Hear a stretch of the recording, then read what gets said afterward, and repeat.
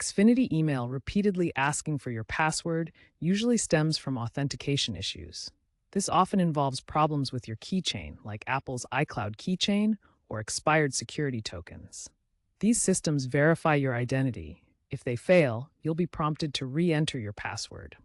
This is often due to mandatory two-factor authentication to comply with federal cybersecurity mandates. If you suspect a keychain issue, especially after a software update, reset it.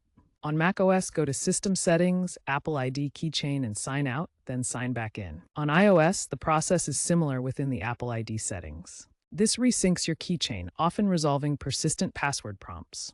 A Reddit user on Comcast Xfinity reported success after an iCloud update by doing this. Xfinity provides a direct way to reset your authentication tokens through the account portal. Start by logging into your Xfinity account at xfinity.com. Once logged in, navigate to the Active Sessions section.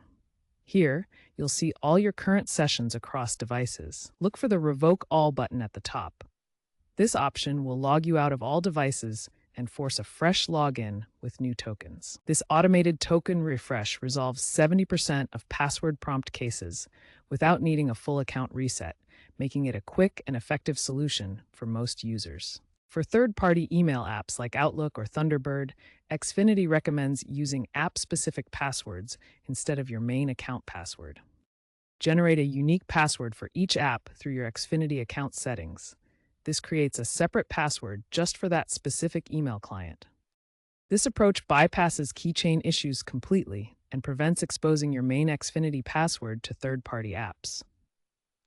A tech blogger on Ars Technica documented how Outlook's integration with Xfinity triggered endless password prompts, which were fixed using app-specific password generation combined with a token reset.